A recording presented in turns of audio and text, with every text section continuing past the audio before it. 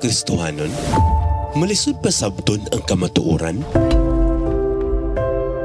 Gusto ka ba nga masayod kung unsa ang angayang buhaton sa adlaw-adlaw nga pagtulunan sa kinabuhi?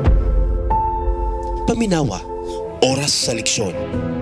Programa nga gibuhat alang sa pagtuon sa Biblia. Maghahatag kanimo og klaro nga tubag sa daghang mga pangutanas kinabuhi. Oras sa leksyon. Imong maangkon ang suod nga relasyon, ikaw ug ang Dios. Lunes hangtod Biyernes, alas 6 sa gabi. Magsusi, magtuon. Kinabuhi nga walay limbo. Oras sa leksyon. Ug karon, aniya ang imong alagad.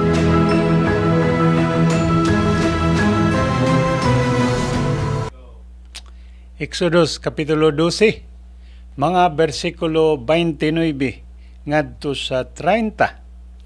Og nahitabo sa tungang gabi nga si Jehova mipatay sa tanang panganay sa yuta sa Ehipto.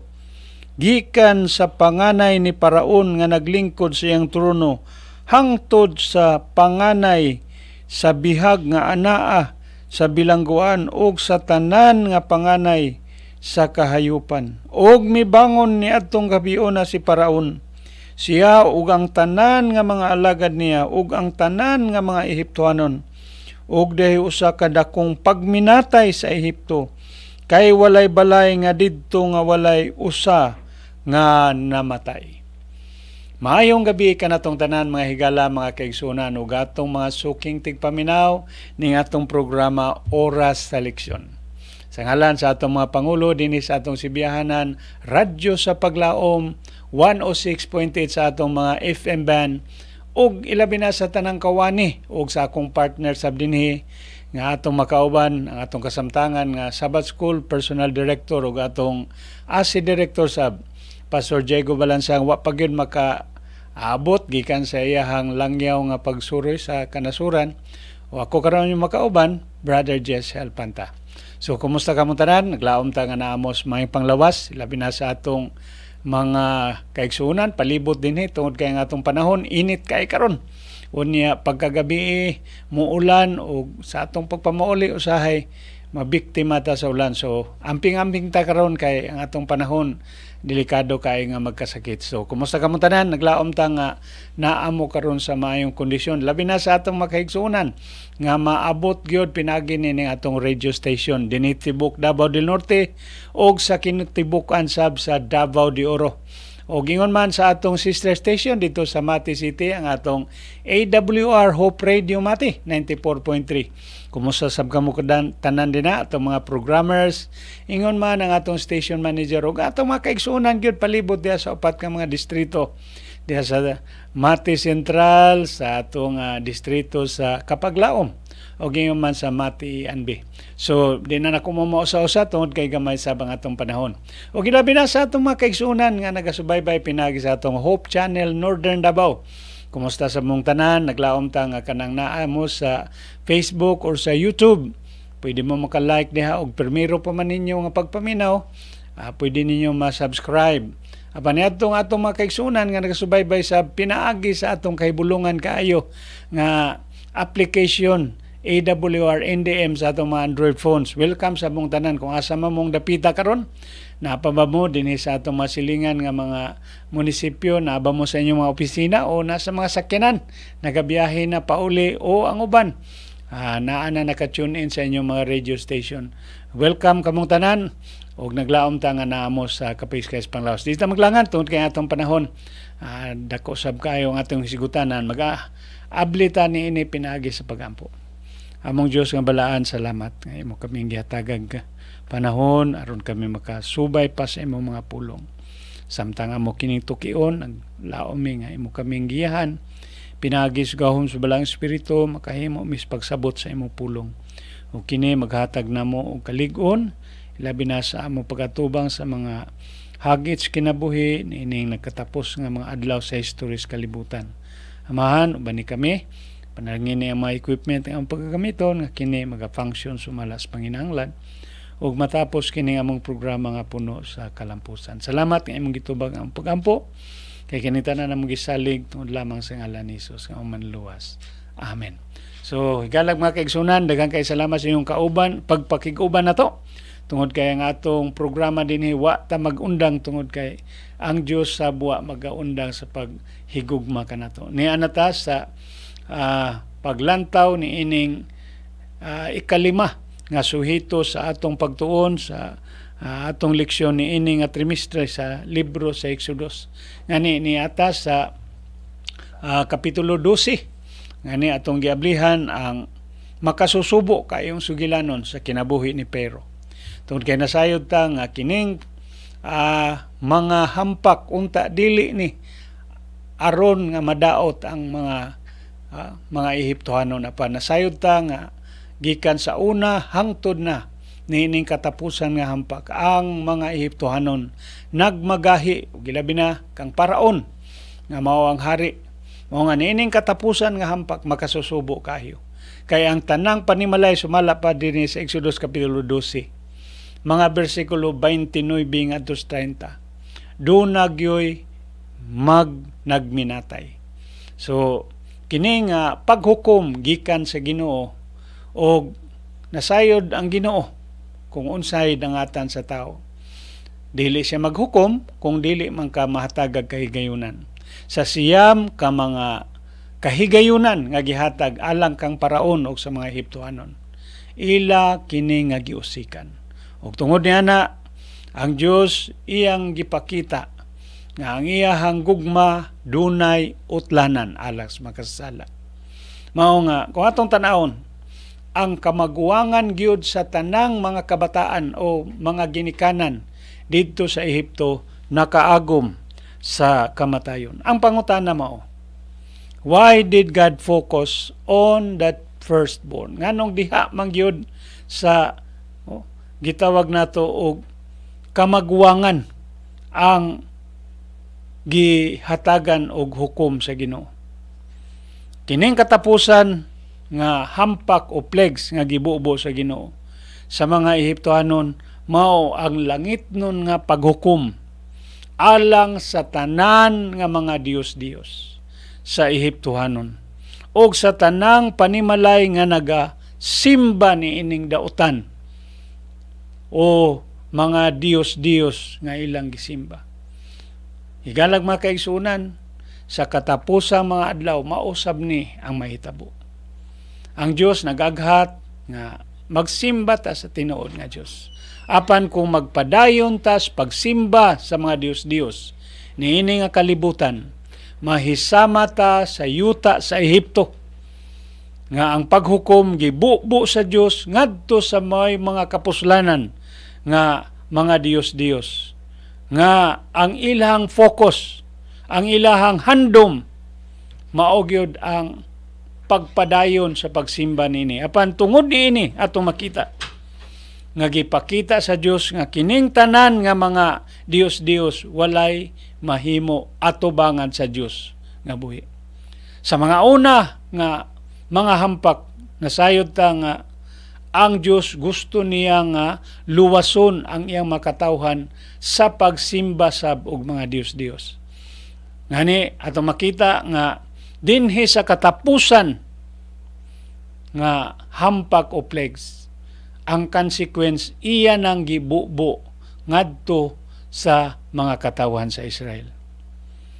And throughout the vast rim of Egypt, the pride of every household shall be laid low. Ang mga gituuhan sa mga Ehiptohanon nga mga Dios wala gyud makatabang og ang tanang panimalay mibati sa dako kaayo nga paghukom sa Dios. Ungani dunay paghilak nga imong makita gikan dito sa panimalay sa hari paingon sa iyang sulugoon nga binilanggo. Ungani kung atong basahon ng Patriarchs and Prophets page 280, throughout the vast rim of Egypt the pride of every household had been laid low. The shriek wails of the mourner filled the air. King and courtiers with blanched faces and trembling limbs stood aghast at the overmastering horror. Kung imong mahulagway higalag mga kaigsunan, makasusubo kayo kay sila nagakurog at tubangan sa tanan nga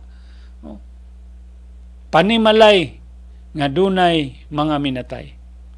Pero represented the ultimate power and the God of Egypt, and his firstborn son was considered the son of God.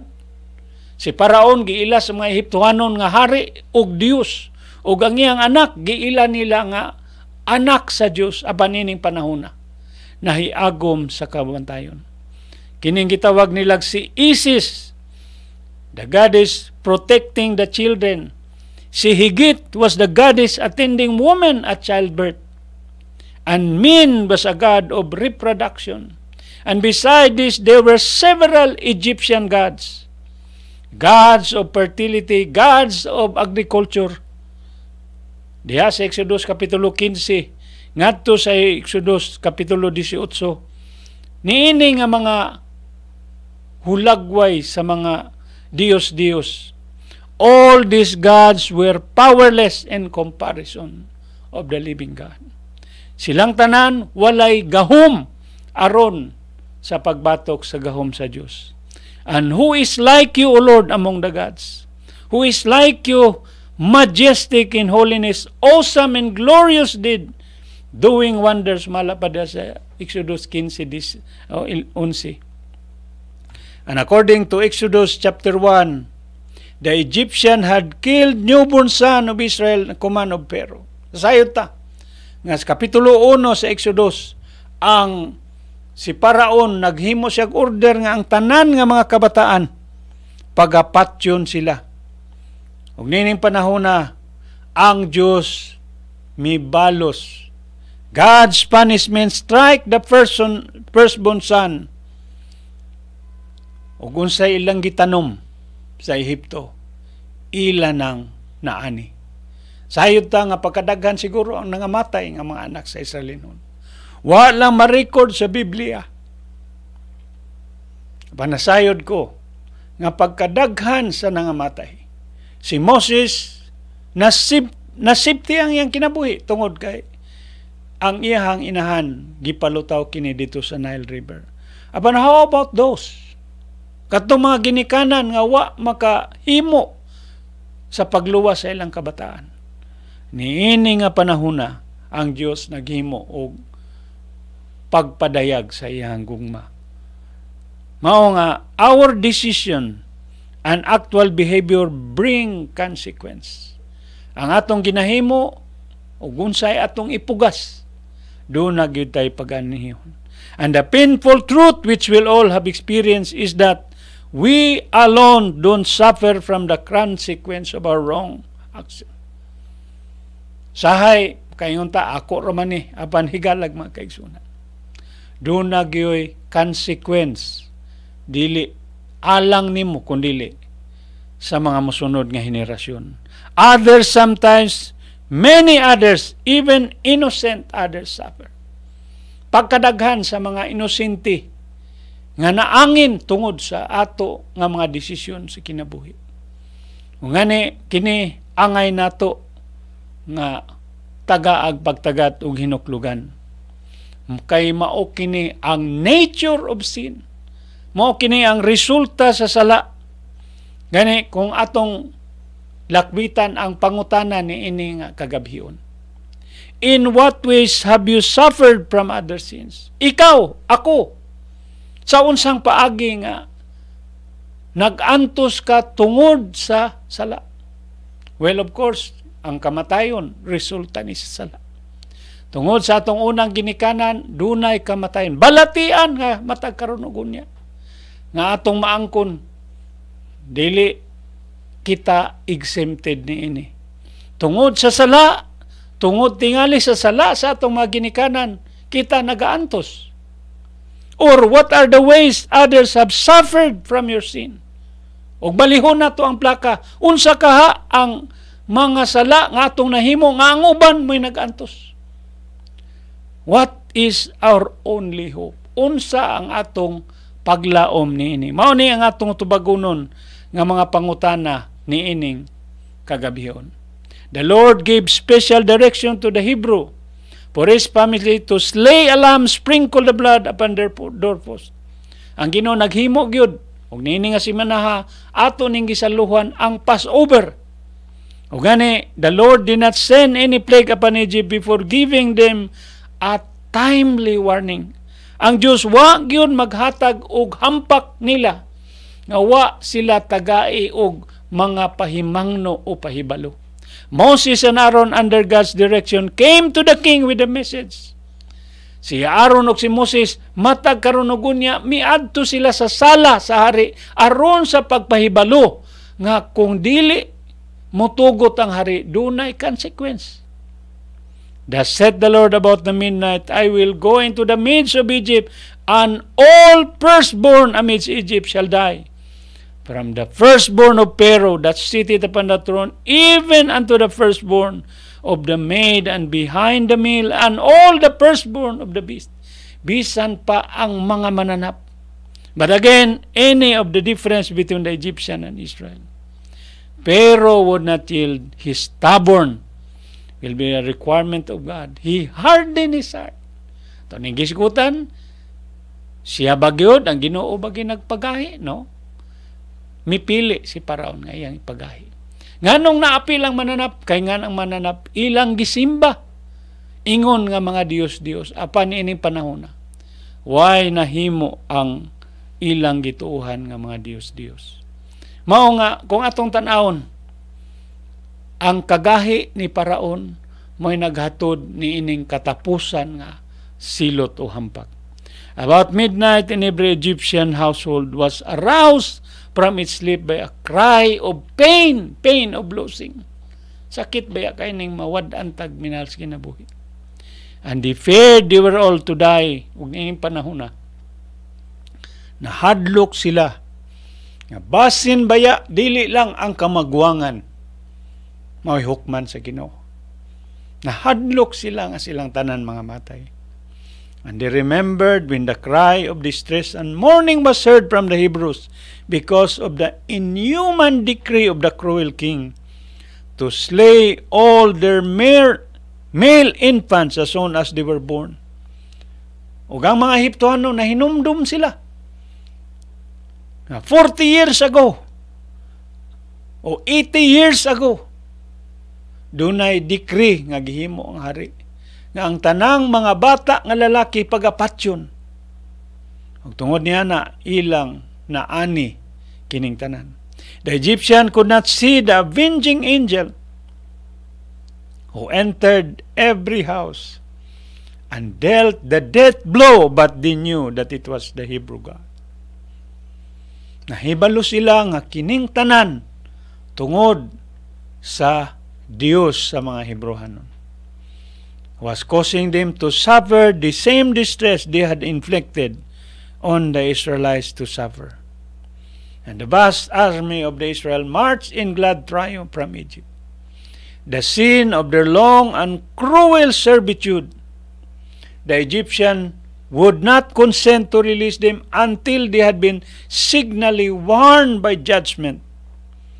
And the avenging angel had visited every house among the Egyptians and had stricken the death of the firstborn of all family. None had escaped, from the heir of Pharaoh to the eldest son of the captive in the dungeon. And Pharaoh, horror-stricken at the plagues that had befallen his people, called Moses and Aaron before him in the night and bade them depart. Tungod niini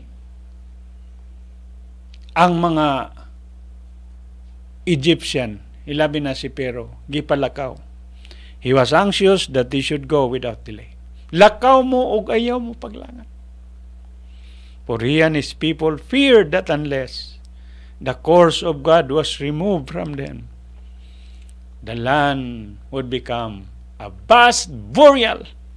Nahadlok si Paraon. O tungod niya na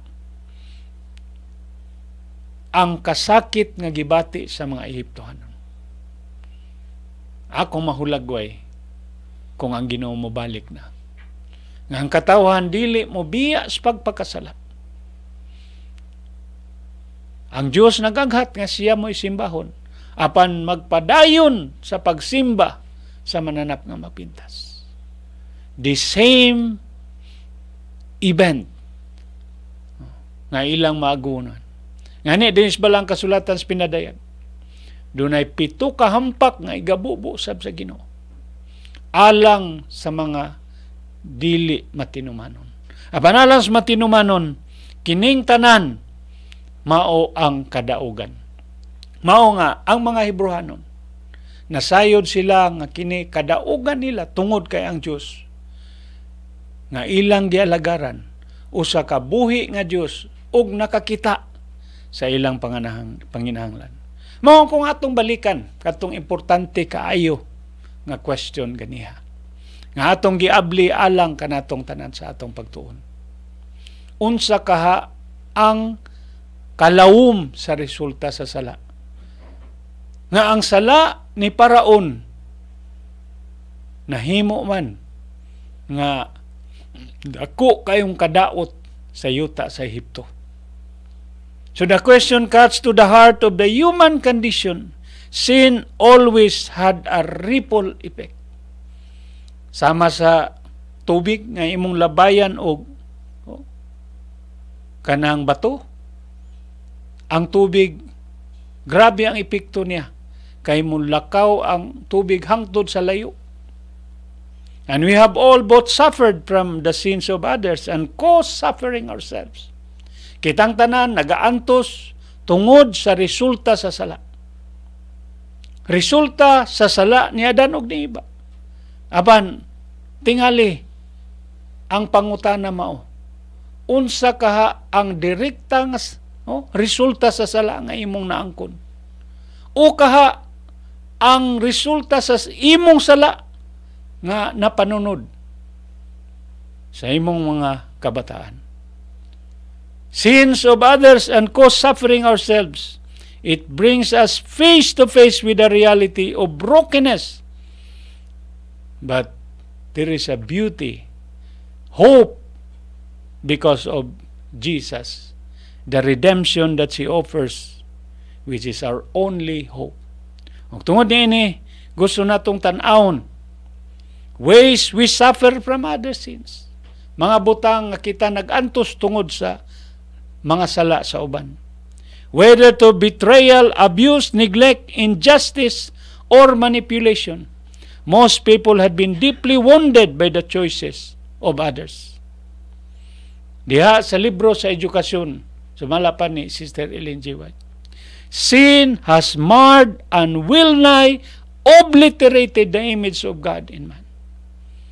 Grabe ang distraction sa sala.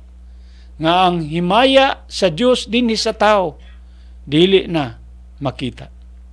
Families can be turned by dishonesty or anger. Sahay kanang di nato mapugnan ang atong kasuko, dunag yung consequence. Friendship can break under the weight of envy or gossip. Mga panaghigala mabungkag tungod sa marites og tungod sa kinibitang kasina. Churches and communities suffer from the pride, power struggle, or spiritual hypocrisy. Mga iglesia, usahay, pride. Di na ito mapugnan ang atong mga garbo. These are not just mistake.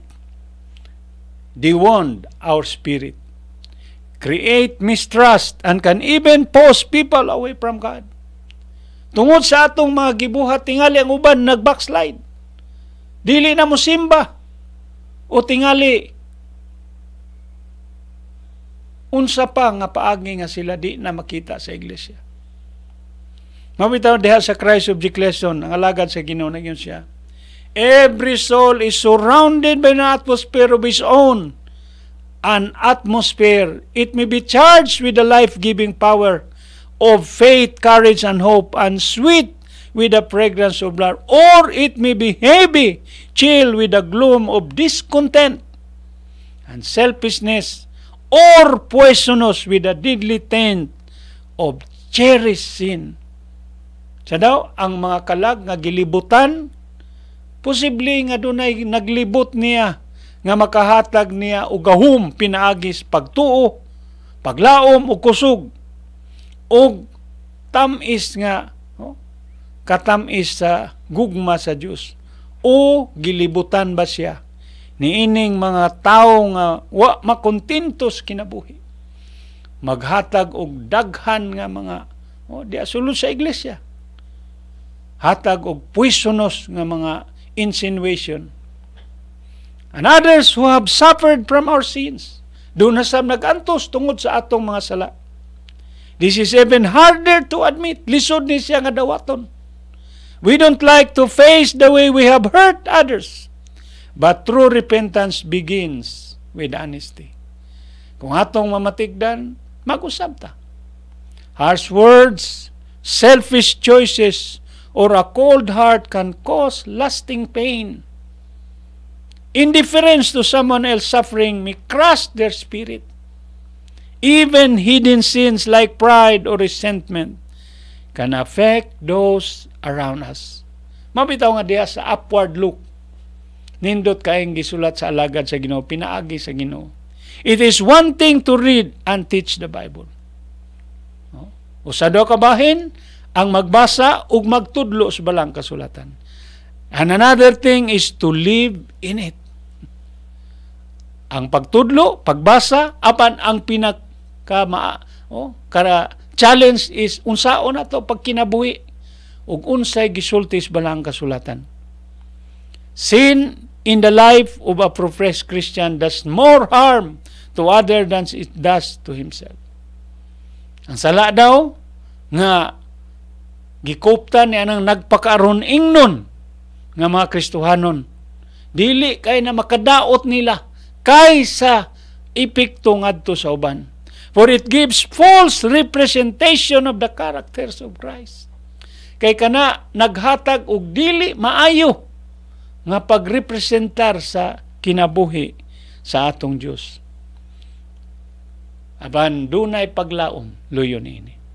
Our only hope is Christ's grace and the transforming power. The pain of sin, both received and inflicted, leaves us in need of healing.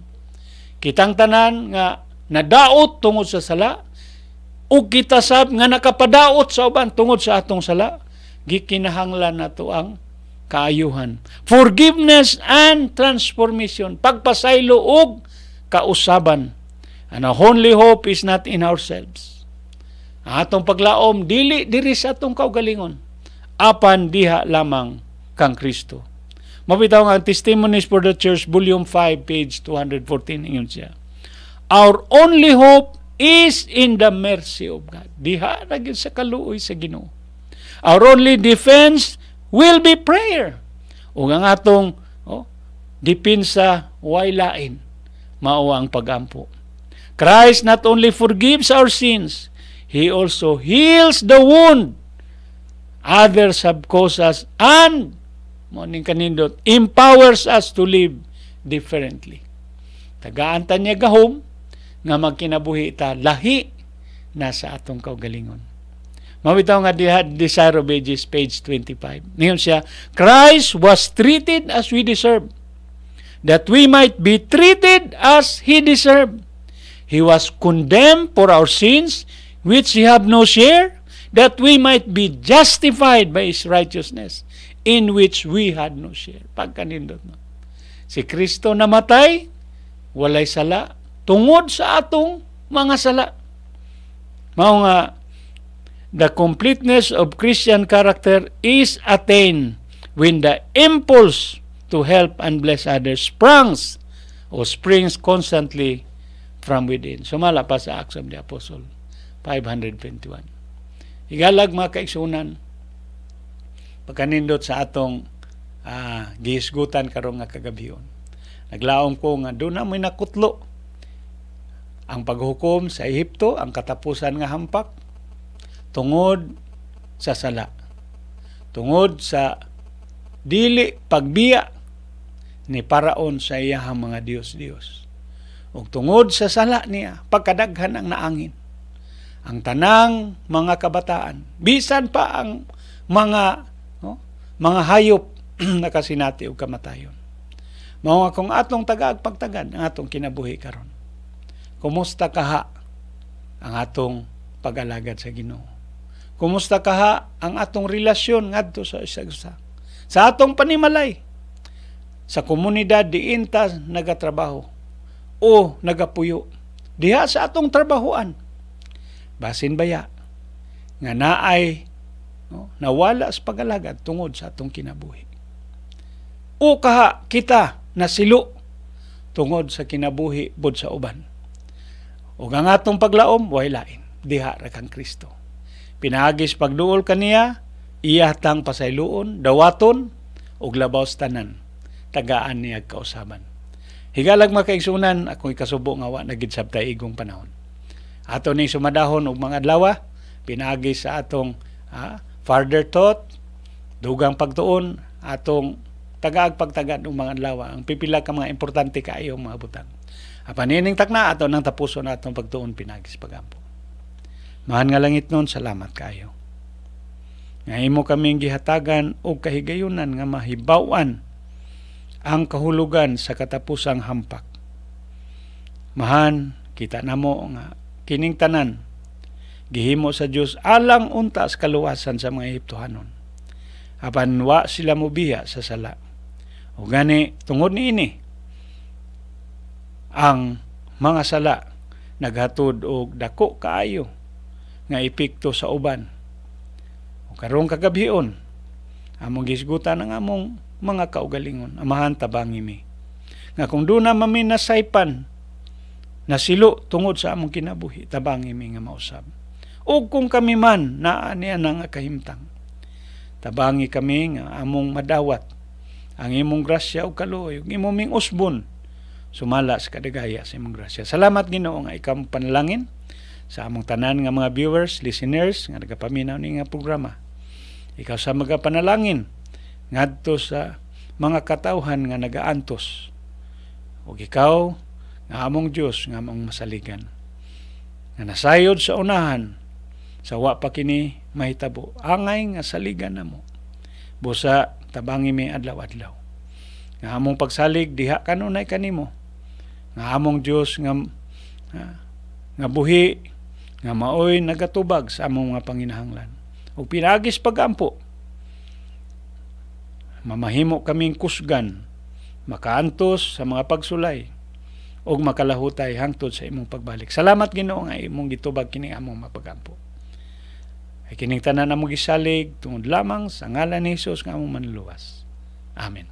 Higalag makaigsunan, daghang kayong salamat sa inyong pag-uban sa atong programa sa Kahanginan, Oras sa Leksyon. Bihap sa akong partner o sa atong mga tagdumala sa atong Sibihanan, Radyos Paglaom o sa atong mga pangulo din sa atong Hope Channel Northern Davao. Kini inyong bus nga higala manamilit.